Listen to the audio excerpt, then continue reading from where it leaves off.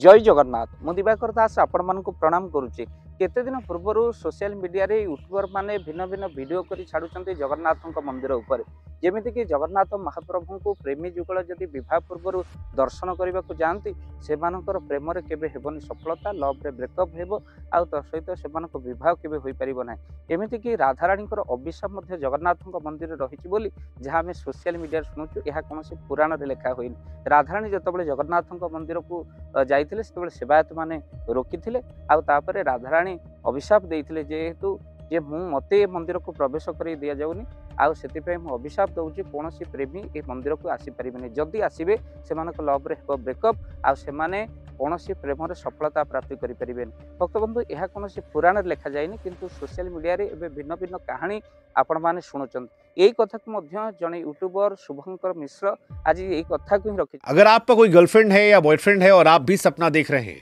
एक साथ भगवान जगन्नाथ के दर्शन करने जाने का, तो रुक जाइए। आपका ब्रेकअप हो सकता है, आपके सपनों की शादी टूट सकती है, ऐसा भी हो सकता है कि आपको लाइफ में अच्छा पार्टनर ना मिले, क्योंकि जगन्नाथ मंदिर को लेकर ऐसा कहा जाता है कि इस मंदिर पर एक श्राप है जो राधा रानी ने दिया था। यह बात तब की है जब राधा रानी श्री कृष्ण के जगन्नाथ रूप के दर्शन करने के लिए मंदिर में गई, लेकिन मंदिर के पुजारियों ने उन्हें यह कहकर तब रोक दिया कि यहां तो भगवान की पत्नियां तक नहीं आ सकी, फिर आप अंदर कैसे जा सकती हैं। यह सुनकर राधा रानी को बहुत गुस्सा आया और कहा जाता है कि उस समय मंदिर को श्राप दिया कि आज से कोई भी अविवाहित जोड़ा जगन्नाथ मंदिर में प्रवेश नहीं कर पाएगा और जो भी करेगा उसका प्रेम कभी सफल नहीं हो पाएगा। या पूर्व दिन मानकर मध्य आम एआई वीडियो माध्यम रे एक कथार वीडियो को मध्य देखिथिले अनेक मध्य देखिथिबे एक कथा आ अनेक मध्य हमको फोन जोगे मध्य प्रश्न पचारती सतरे कोन विवाह पूर्व प्रेमी जुगल माने महाप्रभु जगन्नाथ को दर्शन करने को जाई परिबेनी तो एक कथा आपण कोड सुनिले ना आम यूट्यूब रु ही देखिलु आज सेही कथा को शुभंकर मिश्र आउ थरे दोहराइचंती जहाकू एबे ओडिसार विभिन्न चैनल माध्यम रे विवादीय बयान बोली कहउचंती शुभंकर मिश्र जे विवादीय बयान देइचंती जगन्नाथ मंदिर ऊपर जे प्रेमी जुगल जगन्नाथ मंदिर प्रवेश करि परिबेनी राधारानी पितर सेही कथा को से कहउचंती तो एठी जदि आमे देखिबा यह कोनोसी विवादीय बयान न या मनगढ़ा कहानी होई पारे सत हेले जगन्नाथ मंदिर को आपण माने जानती महाप्रभु जगन्नाथ होउचंती विश्व जगतर ठाकुर आउ एठी प्रेमर स्थान अच्छी कि कामर स्थान नहीं। आज जो समय है प्रेमी जुगल तो जाऊना कामी जुगल ही मंदिर को जाऊँच यह कौन लभर्स पॉइंट नुहे जो मन इच्छा ए विवाह पूर्वर से माने कौन हाथ धरा धरी होकर जगन्नाथ मंदिर को बुलवा जी तो जहाद्वारा जगन्नाथ पाखरे आम मैंने पहुँचू आउ से भली भावर परिस्थिति को देखिले मनरे भक्ति भावना जाग्रत होगा परिवर्ते मन भितर कौन हुए कामना जाग्रत हो जाए आउ भक्तबंधु यही सब दृश्य जगन्नाथ मंदिर शोभा पाए ना कामी जुगल माने जगन्नाथ मंदिर को गले कौन से मंगल हुए ना आम ये कामी कहूँ आज समय ये भाव है जो समय भितर प्रेमी कम कामी बेसी देखा मिलूँ आउ भक्तबंधु कहीं कथा आपण मानक कहूँ महाप्रभु जगन्नाथ पाखरे जदि आम संस्कृति आम परंपरा एक कथा नहीं जे केबे हेले विवाह पूर्वर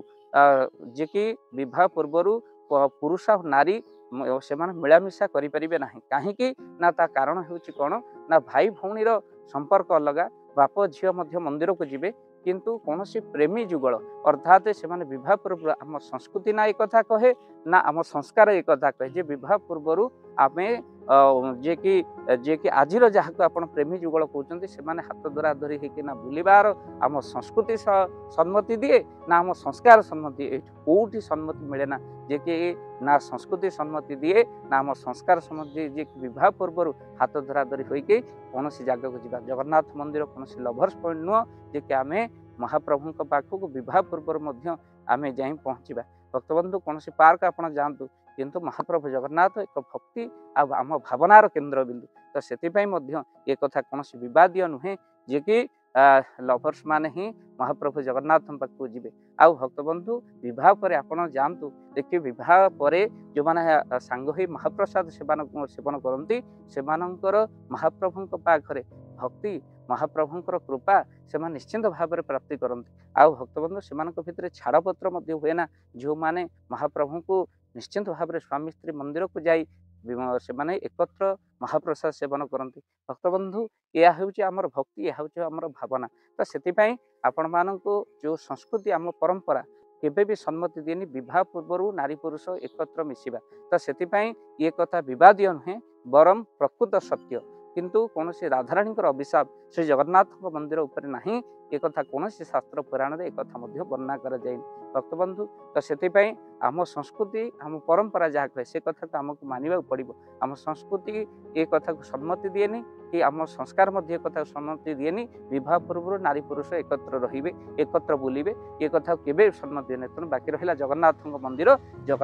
कौन लभर पॉइंट नुहे तेणु से महाप्रभु जगन्नाथ पाखक केबे प्रेमी जुगल जातुनि आउ भक्तबंधु प्रेमी जुगल पार्क अच्छी एवं तो प्रेमी जुगल ना कामी जुगल अच्छा तेणु से पार्क अच्छे जगन्नाथ मंदिर नुहे वीडियो को बहुमात्रा शेयर करेंगे कहीं शुभंकर मिश्र जो कथा कहते जे पुराण अच्छी एक कथा बिल्कुल नुहे किंतु आम शास्त्र आम संस्कृति आम परंपरा केबे भी एक कथा सम्मति दिए ना विवाह पूर्व ना जे नारी पुरुष एकत्र रहिबा आउ एकत्र बुलिबा। जय जगन्नाथ जय पंचसख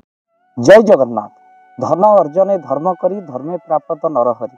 जदि आपण मानक धन कौन गरीब असहाय रोगी मानक सेवारे लगी पारिला जानतु आपणक रोजगार सार्थक हो गला आपणक धनर मध्य बहुत महत्व रहिला तो आज आपण माने जदि चाहूचंती आपणकर से धन महत कार्य लागू जेमिति कि आमे गोटे आम्बुलांस करिचु जो आम्बुलांस प्रतिदिन किसी असहाय रोगी मानक मेडिकल रे पहुंचाए किसी गरीब अनाथ शिशु मानक मध्य आमे वस्त्र दान करू किसी रोगी मानक पाखरे पहुंचू जो माने बहुत रोगरे पीड़ित से मानक पाखरे आमे किसी अर्थ आ गरीब लोक मानकू सहायता प्रदान करू ये किछि दिन पूर्व आपण माने सहयोग कले आमे मध्य किछि कंबल असहाय मानक पाखरे जाई पहुंची बांटी थिलु आपण को कृतज्ञता ज्ञापन करने सहित जदि आपण चाहूचंती आपणक धन आम द्वारा कौन महत्व कार्य लागू तो स्क्रीन रे चली नंबर रे निश्चिंत आपण कॉल करंतु आउ आपणक विवाह वार्षिक आपणक पिला मानक जन्म रे श्राद्ध रे जदि आपण दान करने को चाहूचंती आपणक पुओ नाम रे झियो नाम रे स्त्री नाम रे निश्चिंत भाव में आपण दान करें स्क्रीन रे चली नंबर रे आपण कॉल करंतु आमे दबु आपण को फोन पे नंबर जो फोन पे नंबर रे आपणकर दान पहुँची पारिबा निश्चिंत भाव में आपणकर दान क्यों कार्य लगुच तार मध्य वीडियो करी भाव दिवाकर चैनल रे आमे निश्चिंत भाव में पकेबू आपण देखि निश्चिंत खुशी हेबे तो आपण पुओ झियो विवाह वार्षिक जन्मदिन रे जदि आप चाहूचंती आपणकर दान महत्व कार्य लागू तो से शुभ दिन मानक आप कॉल करी आमको फोन पे नंबर मागी पारिबे आम्भे माने आपनको फोन पे नंबर दबु जो नंबर रे आपण सहयोग राशि पठाई पारिबे निश्चिंत भाव में आपणकर धनर सार्थकता हेबो।